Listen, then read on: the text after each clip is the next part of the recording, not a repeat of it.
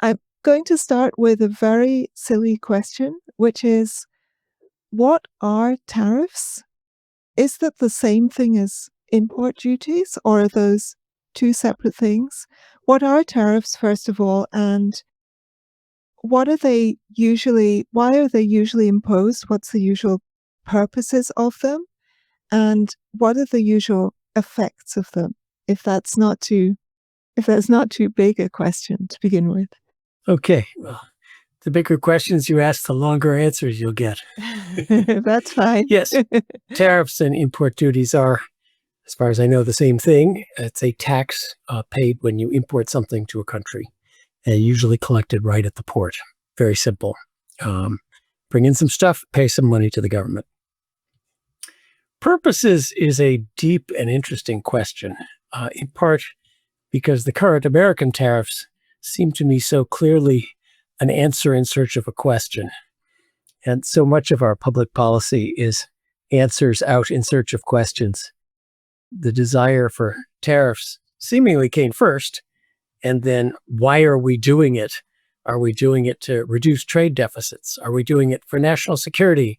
Are we doing it to bring back manufacturing? All of those supposed questions come after the answer, as far as I can tell. And that's why, one of the problems is that it is not right now, as being practiced, something where there's a clear-eyed, here's a problem, here's the best solution to it, that is a tariff. So what are the effects of tariffs? What are the purposes and what are the effects? Many purposes are alleged for tariffs, usually to encourage domestic production of something, to protect a domestic producer so that they will live as opposed to foreign producer. That's the most common. And that's, when you actually look at tariffs, the biggest reason is that domestic producers don't like foreign competition. They don't like domestic competition. Nobody likes competition except free market economists like me, and maybe not even in our own business.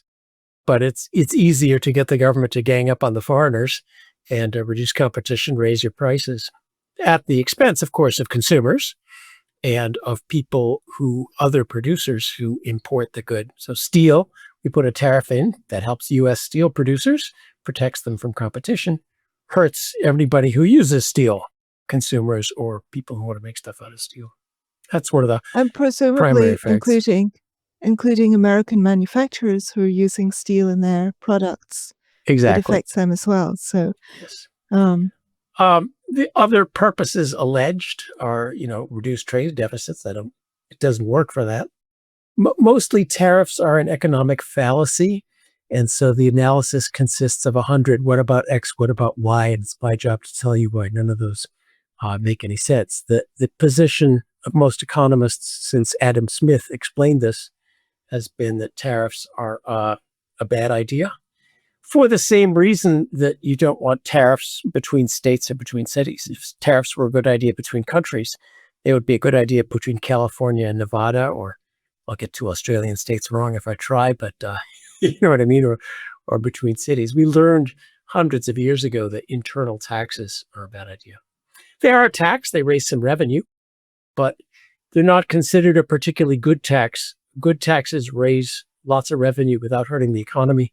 Tariffs seem to hurt the economy a lot for a small amount of revenue that they raise. So there's not much of a good word to say here for tariffs. Sorry. Yeah.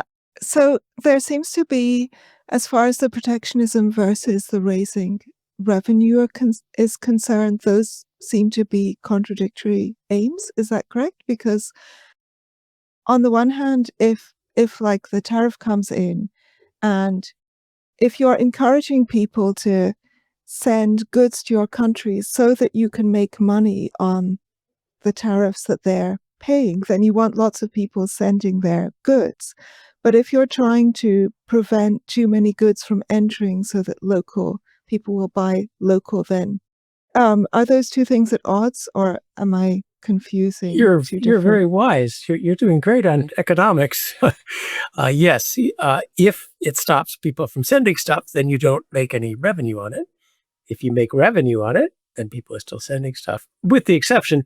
So if people still send stuff to the U.S. and pay the tariff, the price will go up by the amount of that tariff. So that raises the price of those goods in the U.S. to the benefit of domestic producers, even if people are still bringing a lot of stuff in.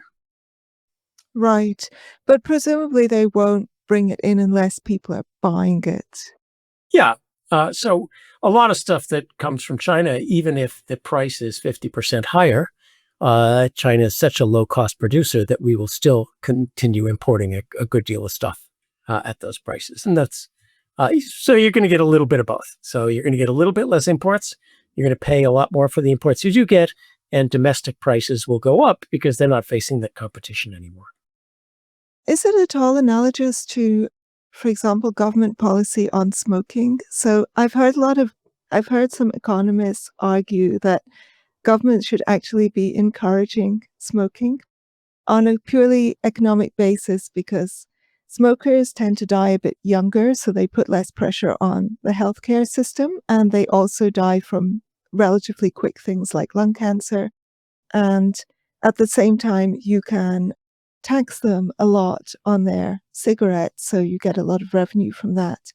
So there's a double-edged sword thing of taxing cigarettes, which is you want to, on the one hand, discourage people from smoking, but on the other hand, you want enough people to be smoking so that you can take their taxes. Yeah, I guess take that one to its logical end, and the government should subsidize heroin, so we'll all Yeah. all go away quickly. I wouldn't be that cynical. Now, there is an analogy to taxing smoking that people have said, that imports are somehow a terrible thing for the economy, so you want to tax the imports. So in the same way you tax cigarettes to discourage consumption. Now, why is cheap stuff terrible for the economy? There's a big difference between good quality, cheap manufactured goods and cigarettes. It's not obvious that sending you stuff is bad for you. The major argument for tariffs, there's two arguments that I think are worth dealing with. One is that by protecting your industry, you will bring back the wonders of manufacturing. You'll encourage things to be made domestically, and that will grow this industry, which will then turn into a world beater, and you'll be ahead. Problem is that's never worked.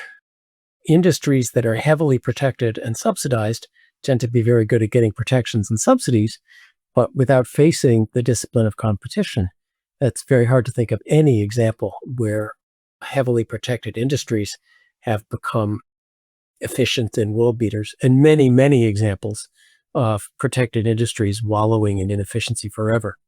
U.S. steel has been protected for decades, and they failed to invest in new technology, so now they're inefficient compared to foreign steelmakers. In the U.S., we protected shipbuilding in the 1920s. The result is now it costs 5 times as much to build a ship in the U.S. as it does in China, and 0 ships are produced. So that protection argument doesn't work. The other theoretical argument is that a big country can charge a tariff and thereby screw its competitors and force foreigners to give us stuff a little bit cheaper. And that's a possibility, the same way a monopolist can raise a price and transfer some wealth at the loss of efficiency. Even if that were possible, is that America's place in the world to transfer wealth from everybody else to us? I don't think that's a great idea. Well, that does seem like a more coherent argument if it's just the case that America is such a large market. So if I'm making my whatever thing it is, and most of my buyers are in America, then even if I have to pay a high tariff, I'm going to continue to send things to America because the Cambodians might not be charging me any tariffs, but they're also not going to be buying not going to be much of an audience for my stuff. We dislike monopoly everywhere else. So is the function of government to try to organize our businesses into monopolies in order to try to exploit foreigners? It's an argument that then it gets, as monopolists tend to get inefficient and flabby. Really, the thing that has made us all remarkably wealthier in the era of globalization is that discipline of competition and innovation. And I think that's what we all forget. It's not just about buying and selling a existing bunch of stuff. Competition, innovation, that's what makes us all better off. And that needs the economies of scale of a world market. So this retreat from a large trading world market is really sad for all of our economic growth going forward. Do you think there's any parallel between, I'm a dual citizen of Argentina and for my sins, and I lived in Argentina for many years under Peronist governments, where I assume it was tariffs that was the mechanism behind this. So foreign imports to Argentina had enormous markup compared to their price in the countries of origin. And so, for example, it was cheaper if you wanted to buy a new computer, because Argentina doesn't produce any computers. As far as I know, if you wanted to buy a MacBook, it was cheaper to get in a flight to New York. People actually did this and then buy your MacBook there, spend a few days in New York and then fly back, than to buy it in Argentina because of the enormous markup we had. And the sort of tangible results of that, as far as being a consumer were concerned, were that Argentine products were incredibly shoddy and some things just couldn't be obtained, because we also didn't have a functioning international postal system. So you couldn't just have things sent through Amazon or eBay or anything like that. And when you went to the supermarket, you felt as though you were going back behind the Iron Curtain. It had that feeling of early 1980s Prague.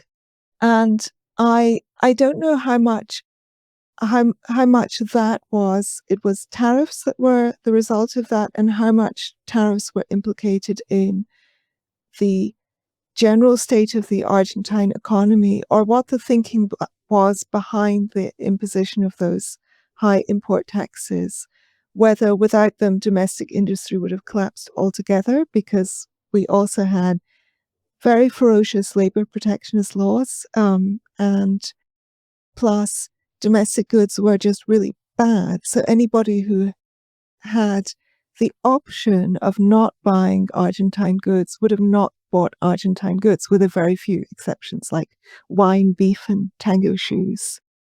I think your experience is lovely because it gets us out of the range of theory and into the range of historical experience. And the historical experience with tariffs is exactly what you just said. Argentina had both tariffs and what we call non-tariff barriers, regulations to make it hard to bring things in. And that is actually the one thing worse than tariffs is quotas and other non-tariff barriers, because at least with a tariff, you can just pay double and get it. If you need a part for an airplane, suppose you're repairing an airplane, you need a new landing gear and they're not made in Argentina. With a tariff, pay double, you get it. With a quota, your plane just sits on the ground. So that's the one thing that's worse. And Argentina is such a sad story because in the turn of the century, 1900, it was as wealthy as the United States. And then you see what the effect of a century's worth of protection is. Just economic stagnation, and it did not create world-beating, wonderful businesses. Argentina did not develop car companies to match, Ford and GM of the 1920s, and did not develop computers because you just can't do it in a small domestic market, and without the international pressure, it's not there. You raise a good question. What would have happened without tariffs if you also had all of the other growth-killing interventions of the Argentine economy? But one thing you would have had is you would have exported a lot more wine and beef, and then you would have had the money to import all sorts of stuff. And I think Argentina would have been far better off. The wine and beef would have expanded because they would have then a bigger market. The only way foreigners can get dollars or pesos in order to buy your domestic goods is by, you allowing imports. When China sells the U.S. goods, they get dollars. What do you do with dollars? The only thing dollars are good for is to either buy goods in the U.S., buy services in the U.S., or to invest in the U.S. So, your ability to export depends on your allowing the imports. So I think Argentina would have expanded all the things it's good at, And the domestic industries would have been forced to become more efficient if they were faced with international competition. So one argument that I've been hearing from some people in the Trump camp, some of Trump's economists, is that what Trump is doing, if he implements the tariffs, I understand, I woke up this morning to the news that there's been another 90-day pause on the tariffs. Yes.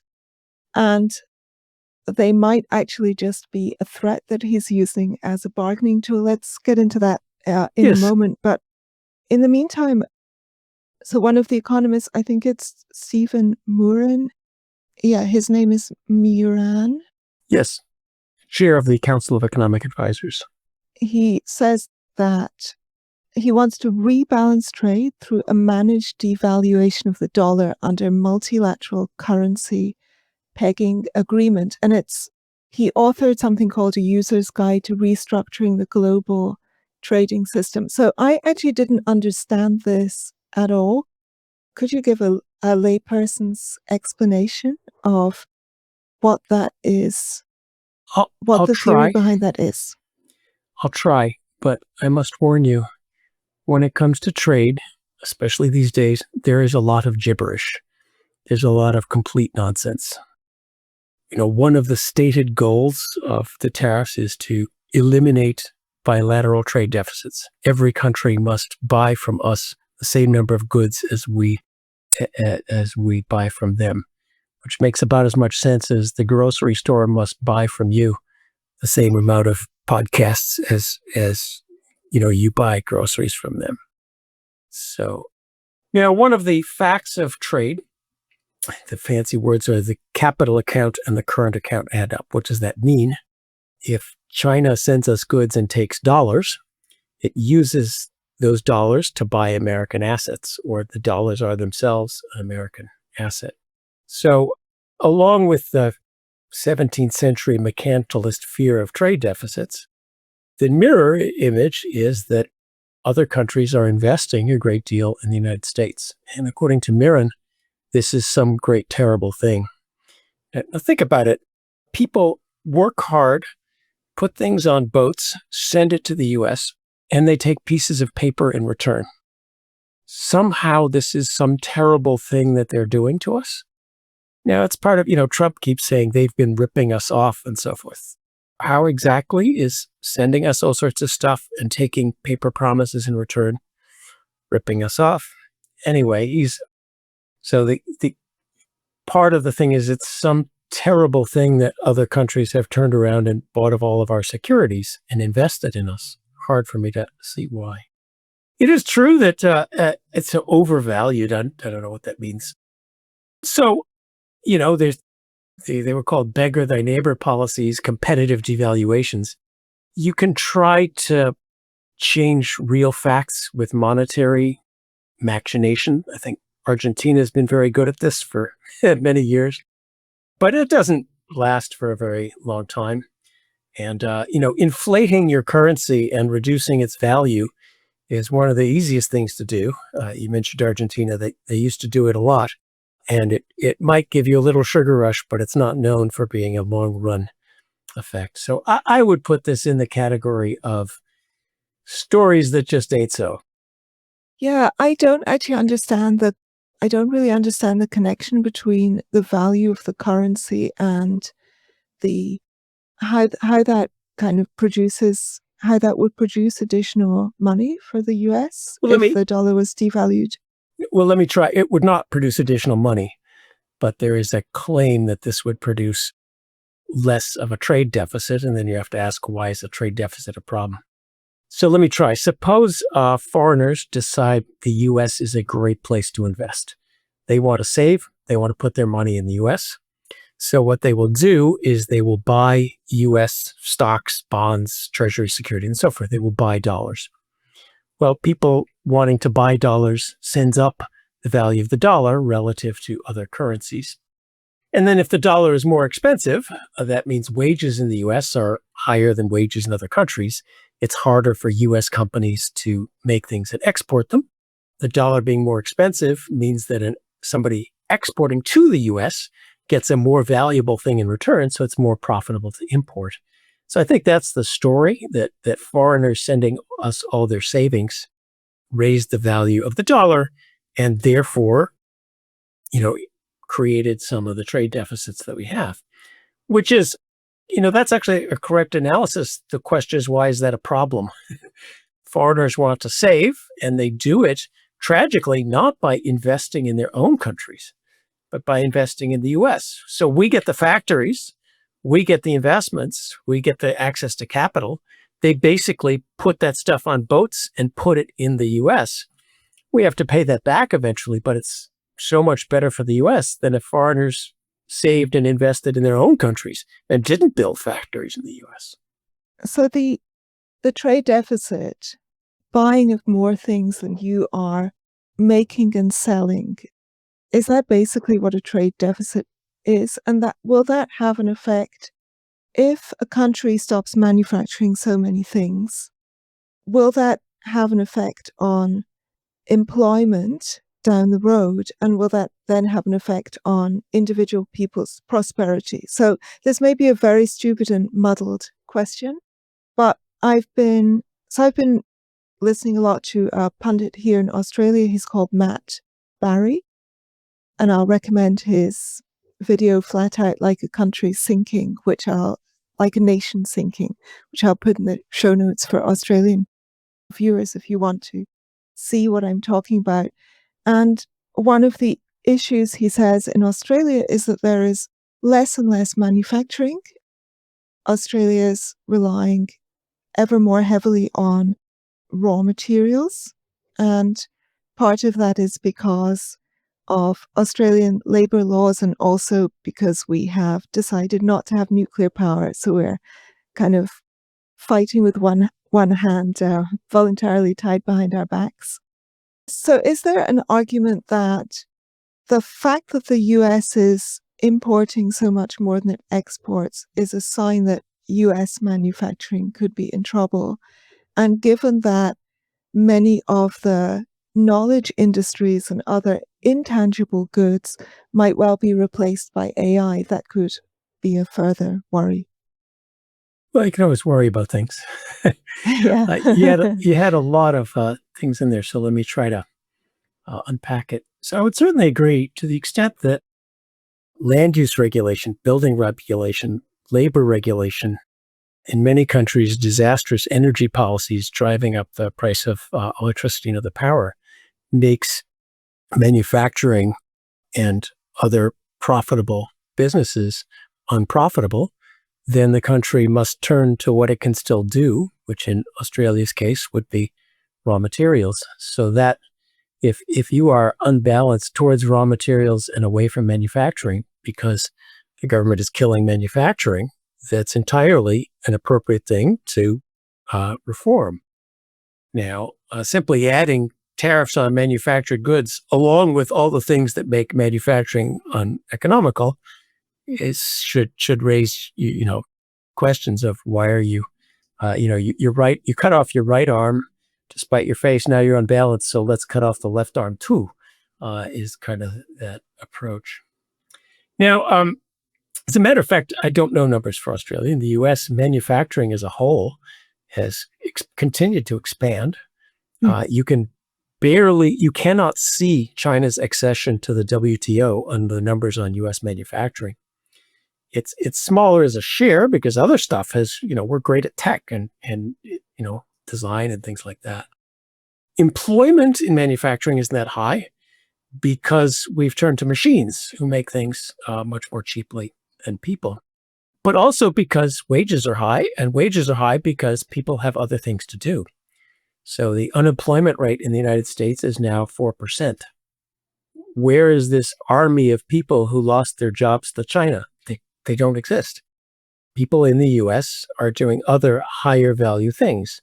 Go look at what it's like in a sweatshop that sews sneakers in some third world country and say, do you really want to be spending your day doing this rather than what most Americans do, which is, sit down and work at a computer and produce design, produce very high-end manufacturing, produce, we still manufacture jet engines and all sorts of things.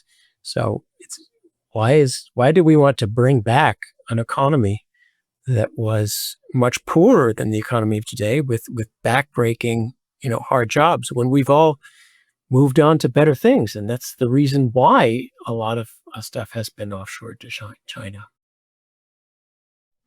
Oh, you asked about AI. Yeah. Yeah. AI is coming. Oh, we'll all be unemployed. Okay, maybe. The printing press is coming. We'll all be unemployed. The plow is coming. In 1900, 70% of our economy was agricultural. The tractor, oh my God, the farmers will all be unemployed. The car comes along. Oh, the horse drivers, they'll all be unemployed. What are we going to do? The 1970s are a great example. In the US, women joined the labor force. Traditional women's occupations were secretary and copyists. And oh my God, we just invented the word processor and the Xerox machine. They'll all be unemployed. Turned out it didn't happen.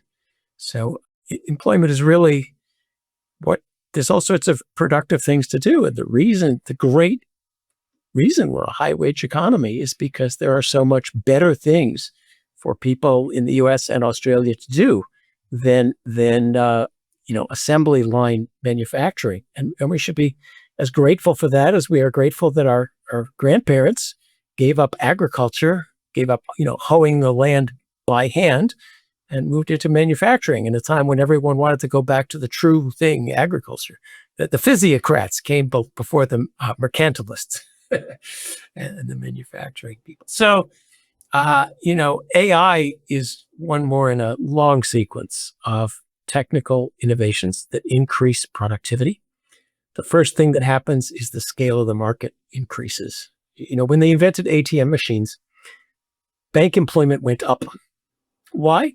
Because running a bank became cheaper and we expanded the number of banks. And that happens all over the place. That when we invent a new tool that increases productivity, output expands, people are more productive, so they get paid more. And, next thing you know, you're at a 4% unemployment rate and everybody's earning a lot more. And the U.S. is, that we are whining is a little bit unseemly. We're that economy that's growing the best in the world. And somehow the rest of you have done some terrible thing to us. It's not obvious how. I have quite a few questions as well, quite a few more questions. Please.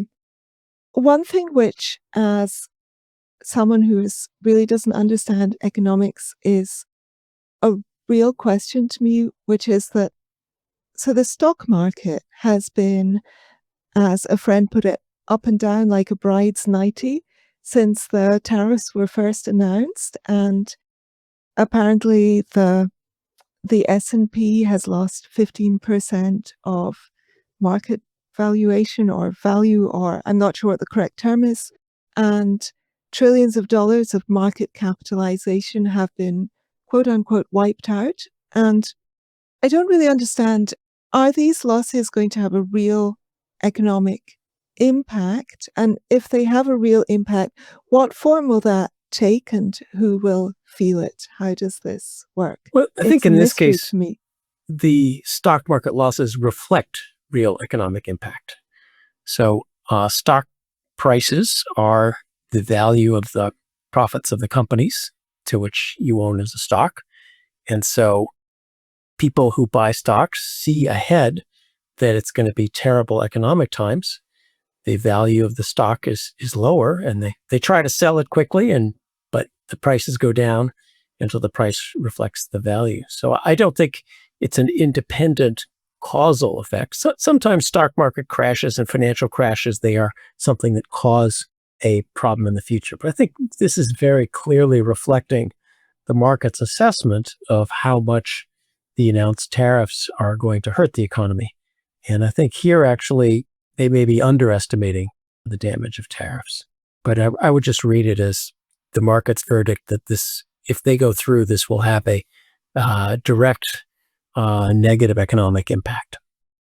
So it's like a prediction rather than something that's going to have a direct effect? Yes. Is that correct? Yeah, it's, the weather forecaster doesn't cause the weather, but when he says it's going to rain on a Friday night, that tells you that, better get your umbrella on Saturday. And that's, I think, how the stock market is working in this case. Right. Except if you take your umbrella, it definitely will not rain, because it only rains when you don't have your brolly. That is the hard and fast rule. So we've just heard that there's been a 90-day pause on the tariffs. And given how unpredictable Trump has proven to be in this, especially Trump 2.0, it's possible that the tariffs will just not go ahead. And quite a lot of people have argued that the tariffs are simply a bargaining tool, that what Trump is doing, or his advisors are suggesting, is using game theory concepts, which is to do with asymmetrical information. He knows something other people don't know, which is whether he's going to actually go ahead with this or not.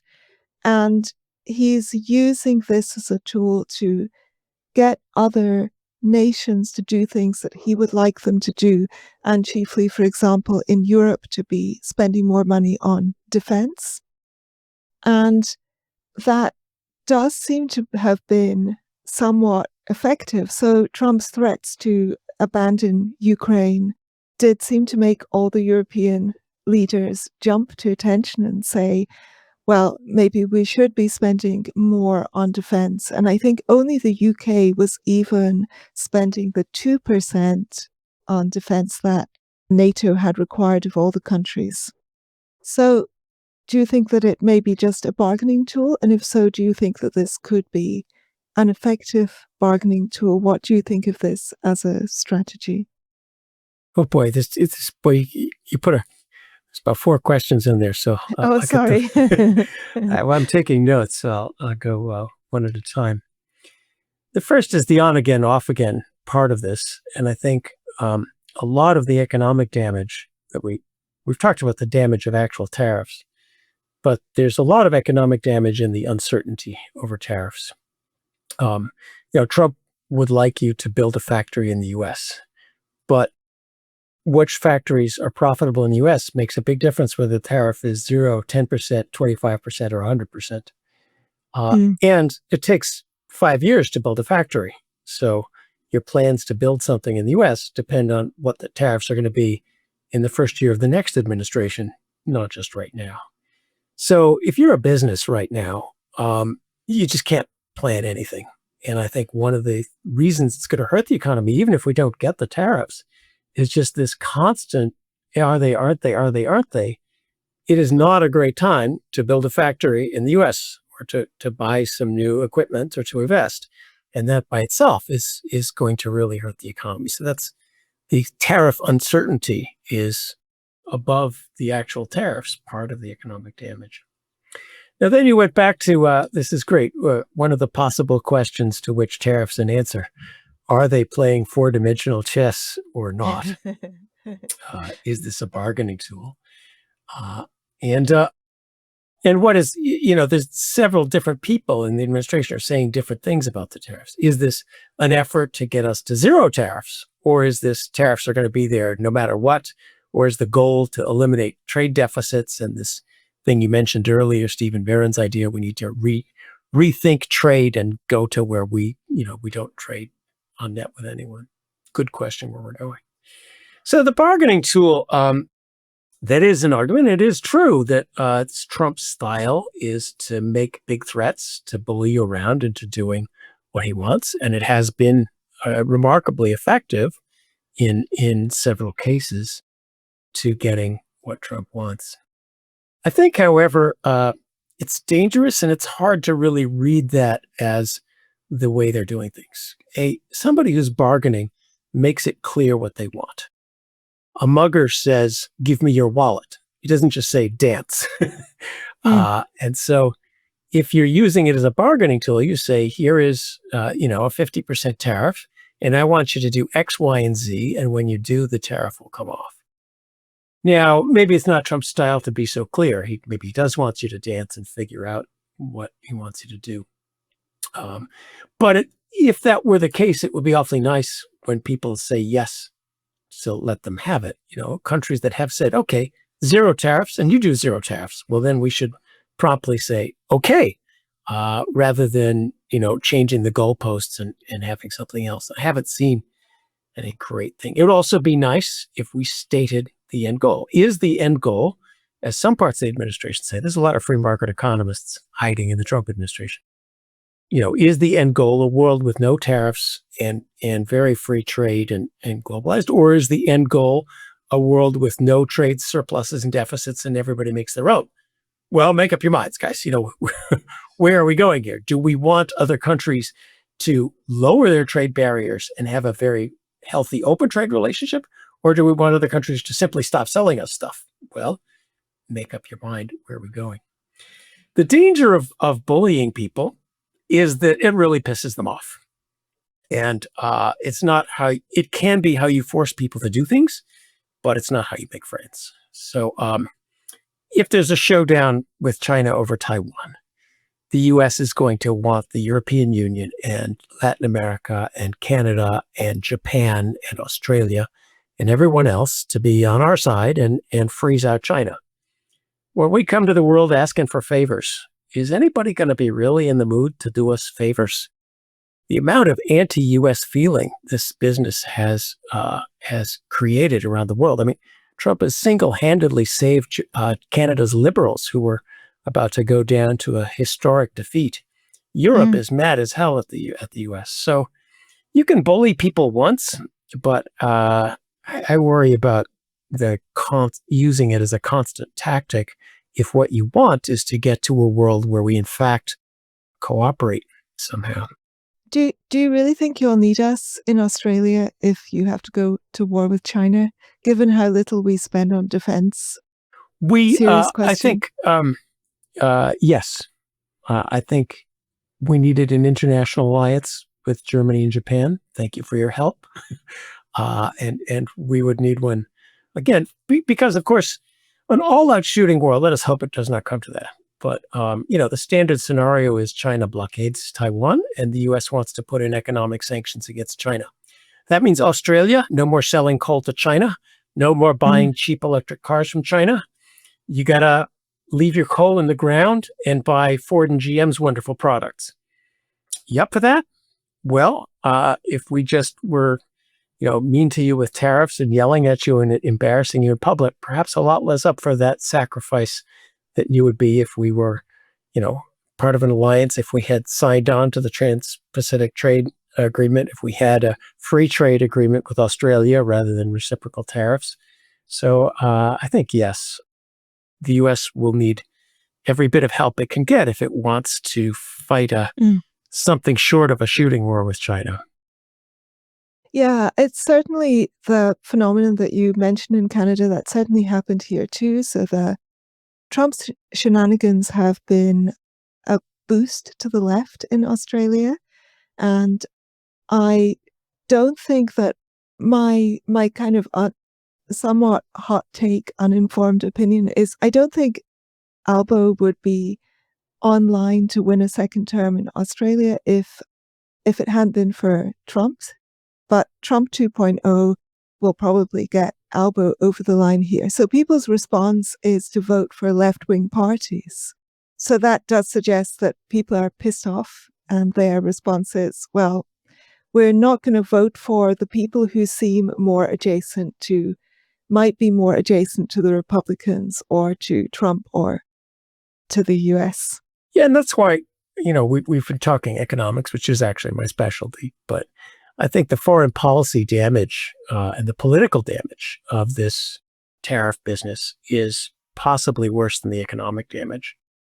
I'm sort of a free market libertarian type, so I was hopeful for Trump coming in to sort of put an end to some of the nonsense coming out of the hard left in the U.S. And there was a global movement to, Javier Millet in Argentina, doing a lot of deregulation and opening up that economy. That seemed hopeful. The Canadians seemed hopeful. Europe had kind of come to terms with its own total economic stagnation and looked to be willing to put in some reasonable economic policies and start growing again. And this is, putting just a reflexive let's throw these bums out and go for the other guys. Elections in the U.S. have been for a while, not so much we're voting in somebody, we're voting against the complete incompetence of who we just threw out. And, now we may do this again. So that movement may be stymied. And especially regarding China, notice, some countries have sort of said, we'll come negotiate, and China says no. We're doing Xi Jinping a great favor. But Xi Jinping is, he was in trouble, and nothing like an attack on your nation, on your values, on your country to rally people to their flag too. So the world depends on global alliances and us getting along, and sort of the movement of all the good things that Trump was going to bring along. I'm afraid are just being thrown on the bonfire with this business. Yeah, I was also quite hopeful when I saw the anti-DEI executive orders, which I thought were quite well conceived. I don't know how well executed they have been, but were quite well conceived legally. But my optimism has kind of faded now. You meant as someone who works in a university, that's one of the important to me, maybe less to other people. One of the great things that happened under Trump is collapsing of the DEI regime, in part because lots of people in universities were unhappy about it, but afraid to speak out with the orthodoxy. Yeah. And you have no idea how much DEI enforcement was coming from the federal government. But you could not apply for a research grant in the United States without fully outlining your entire DEI program and your allegiance to the whole DEI claim. I know Australia has similar things going on in its universities. Oh, yeah. So that's many small things that, just putting an end to the madness. You didn't have to do a lot. Just putting an end to the madness was enough. And those things are now fragile. You mentioned Millet, and I wanted to ask, so some people have compared Millet and Trump, which I think is really misguided, because Millet is a serious intellectual, or appears to me to be a serious intellectual with bona fide economic credentials. I'm always very impressed when I see him being interviewed. And apart from the fact that he says wonderful things like, everyone is a faggot with someone else's ass. I love his metaphors. I'm glad to see that DEI is over and you can use these sorts of metaphors. Well, I'm not at university. I'm not an academic anymore, so I can say whatever I like. And his instincts seem to be to remove protections and liberalize trade.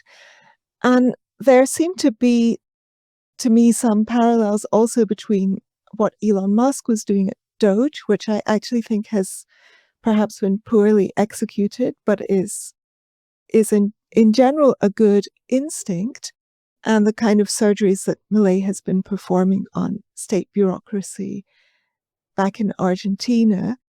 And it does seem that the tariffs are now causing, or might cause, a rift between Trump and Musk.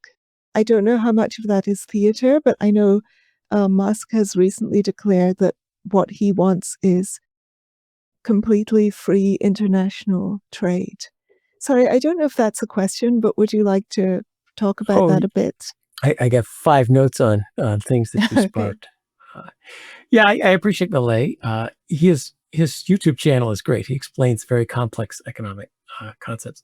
Of course, there are lots of people who are intellectuals who are totally wrong, so that doesn't necessarily give you some credit. But at least, I think he's a free market libertarian, and he's one of my favorite examples when people say, "Oh, X is politically impossible." John, stop talking about deregulating the banks. It's politically impossible. And I say, what do you think of the political possibility is that Argentina elects a libertarian president whose dogs are named von Hayek and Mises?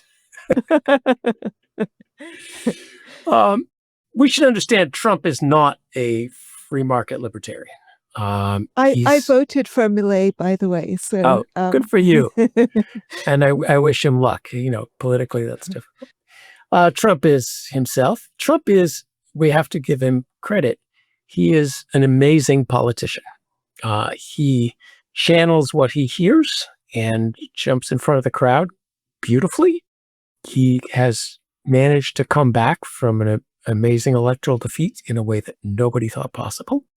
But he's not a, intellectual leader. You need to understand U.S. politics. The Republican Party is a coalition and still is a coalition even under Trump. Trump has been very forceful about discipline and who talks and so forth, but it still is a coalition. And now, even in the administration, there are two wings.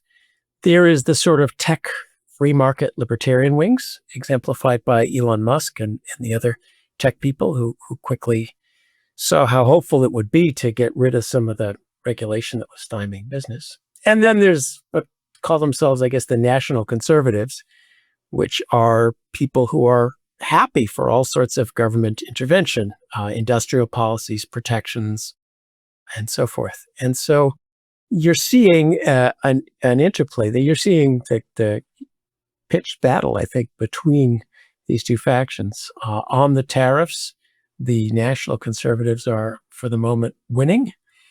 We will see how long that lasts. So one thing that is certain is going to be volatility as we go ahead with this business. If the stock market tanks, if the economy tanks, if everything at Walmart doubles in price, if Trump's approval ratings tank, Trump will either quickly change and the free marketers will gain preeminence, or Trump will be finished. So, I think he's potentially smart enough to see that, although tariffs have been a bugaboo of his for a long, long time. But we'll see. There's more uncertainty ahead. Another big question is the legality of this whole business. The U.S. is not an elected monarchy. We do not elect a king every 4 years who rules by executive order decree. We are still a constitutional republic.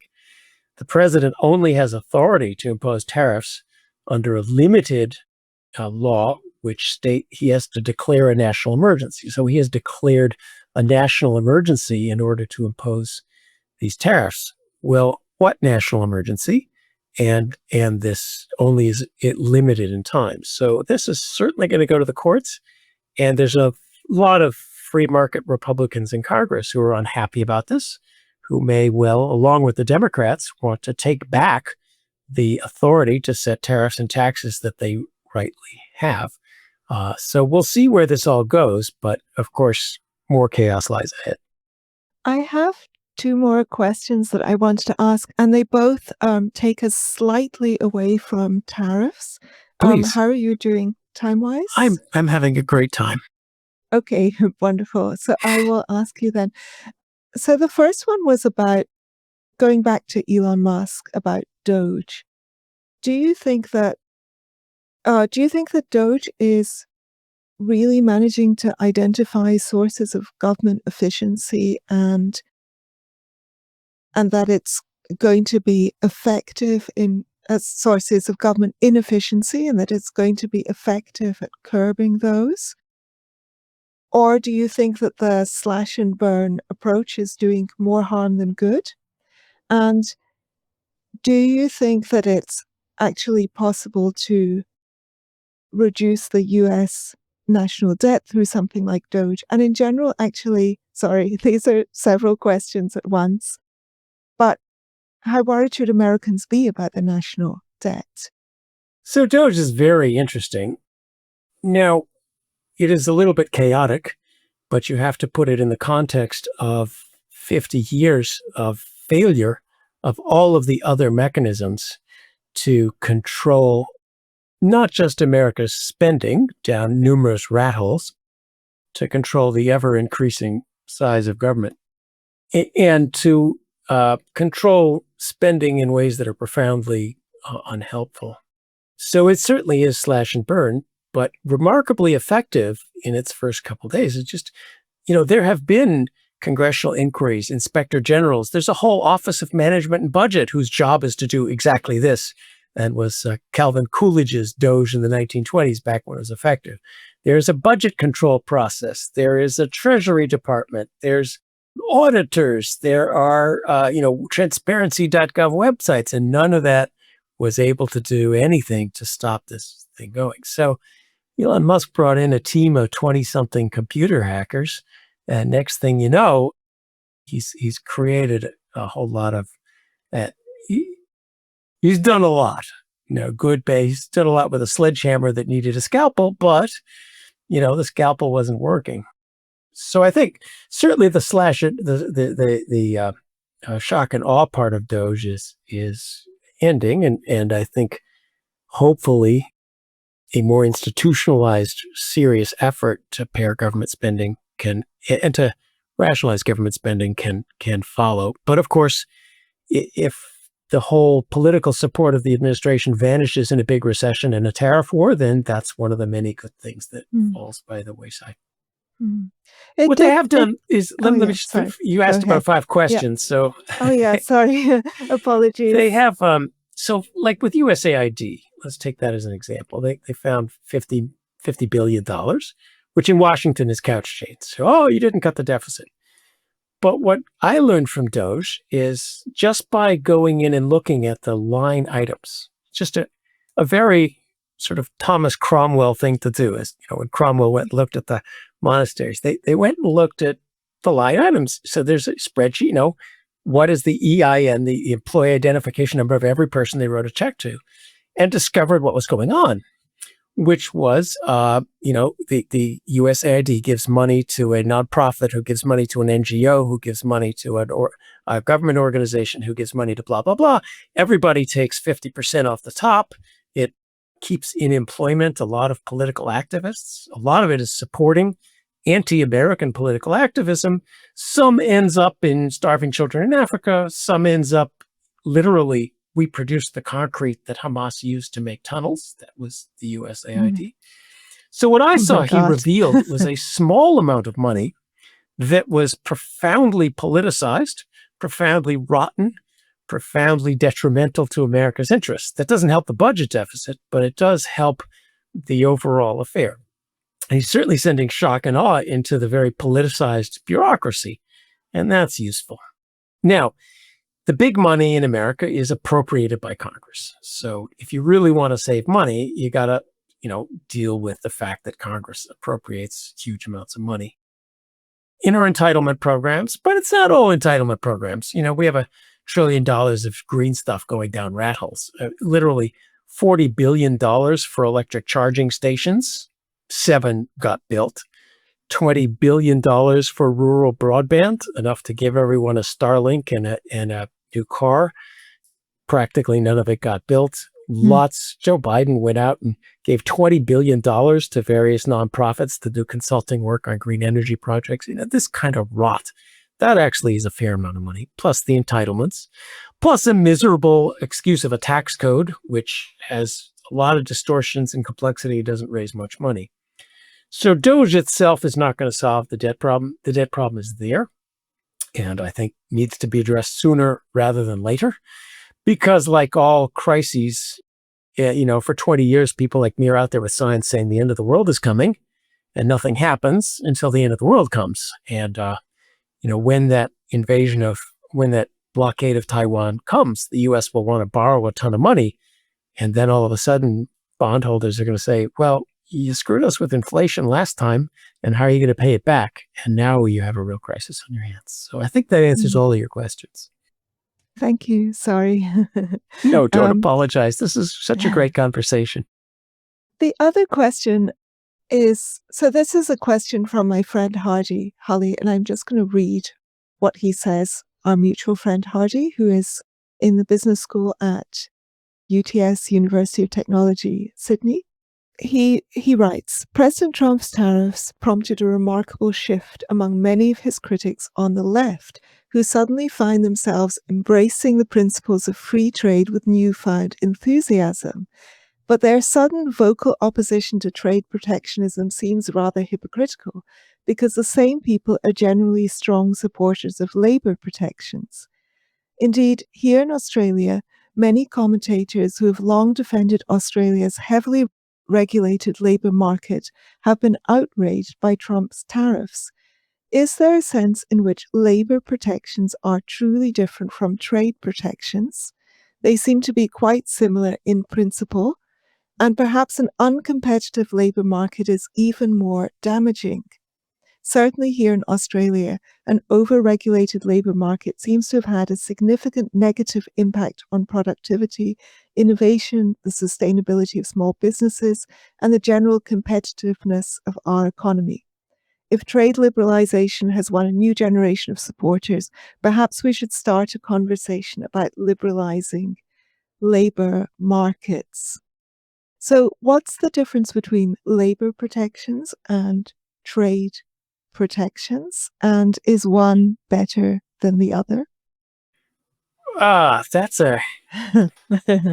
You're kind of flooring me because it's a question I hadn't thought about. Which sin is greater? Australia can certainly ill afford trade protections. The smaller you get, the more you got to trade. Luxembourg cannot afford to say we're not trading with everybody else. And I'm actually, in today's world, I don't think the U.S. is big enough to do it either. Labor protections are a big problem in a different way, though. So, of course, labor protections only work if there's also business protections. So they primarily, what happens in most countries, I don't know Australia well enough, is that you get a protected industrial sector with unionized high-wage labor, and then there's a competitive fringe. The restaurants and so forth are less, there's less interference. Labor protections also, they hurt the most vulnerable. They tend to privilege white men who work full-time, but people who need flexible work hours or people with less skills who need some help and so forth are hurt. A business will only take a chance on hiring a questionable employee if they know they can fire them. So people who you might want to fire in the future don't get jobs under protected labor markets. So protected labor markets are part of a general sclerosis of many countries, and it shows up especially if you have a large number of people, stuck on welfare. That's the other big problem of labor markets is social programs where if you earn $1, you lose $1 with the benefits, and then people get stuck there. So I'm going to put them both up as problems. For small countries, actually, I think the trade might be worse because it makes it much harder to innovate and be flexible on the product market. You can get along with overpriced labor by substituting for machines if you can buy the machines from China and stay competitive. But it's they're very different, and I'm trying to put my finger on why, because I never thought about the issue. But both bad for our objective. And let's state what the objective is, because everyone forgets it. Long-run growth. The fabled 1950s that everyone wants to bring back, the manufacturing 1950s in America, you get a union job. American income per capita was $15,000. That's in real dollars. Now it's 60. 15 versus 60. You really want to bring back 15 when you've got 60 now? And, those great union jobs were only for white men who worked full time, and they were pretty awful. So be careful what you wish for. The other question that I have about tariffs, a very simple question, which is, what about products that are just not replaceable? And the one that immediately comes to mind, of course, is coffee, which you cannot grow in the United States and is something that people are reliant on. Certainly, I am medically reliant on coffee every morning. Is the price of your latte not going to go up in a just unacceptable way if you're placing large tariffs on coffee imports? Because presumably those costs will be passed on to the consumer. Yes, tariffs, like anything else, really the devil's in the details and the implementation. I wrote kind of a funny blog post, it's on my Substack a while ago, about if you put me in charge of tariffs and I don't get to say no, how would I do it? And it includes many of these details. So, for example, what is the point of tariffing a product that does not exist in the U.S.? What do we possibly get out of tariffing coffee? So my number one list I was going to start handing out exemptions. And first on my list of exemptions would be things that are not produced in the U.S. It just makes no sense to put a tariff on that. Another example of something crazy we do, many goods cross the borders 4 or 5 times. So, you buy a screw from China, and then that goes into a part that goes to Canada, and that goes into a sub-assembly that comes back to the U.S., and that goes into a car that goes to Canada, that gets painted and goes back to the U.S. Now, if you could pay a tariff on the same thing 4 or 5, 6 times, unless you are tariffing value added as opposed to tariffing gross stuff. Well, the tariffs the U.S. just put in are on everything, and they don't take into account of things that have been re-exported and then imported again. Yeah, wouldn't you want to give credit for exporting things if you're going to tariff things that import? And my understanding from friends who do this is that it's now chaos down at the ports. An importer who I talked to was importing a landing gear assembly for an airplane, and she couldn't just pay the tariff. She had to go into this long 6-page notarized document certifying the country of origin of the steel that went into the landing gear. Nobody knows where the steel came from. It was even, they wanted her to pay tariffs on the weight of the paper, of the paperwork, because it wasn't U.S. produced paper. Oh my God. And again, this isn't just, okay, pay the money and get out of here. This is a long rigmarole. So deep in the bowels of tariffs is all sorts of chaos. So presumably, if you're a car manufacturer in Canada or something, and your parts are going back and forth during the process, when it comes to the end of your production cycle or the end of your however many years you've already committed to, because presumably these things can't be altered from one day to the next, you will think twice about renewing the contracts and starting again, because you don't know how much money you're going to be, how much things will cost to be imported and exported back and forth. Well, there's this dream that we'll then build a factory to do it all in the U.S.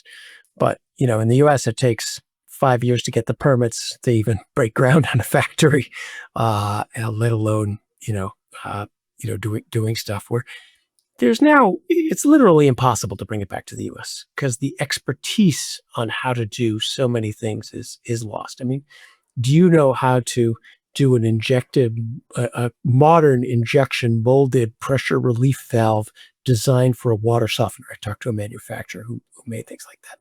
If the guy who knows how to do that's in China, it's just, and the guy who knows how to make the machine that makes it's in China, we are going to be globalized, or we're going to be incredibly poor. And that's just a fact of life.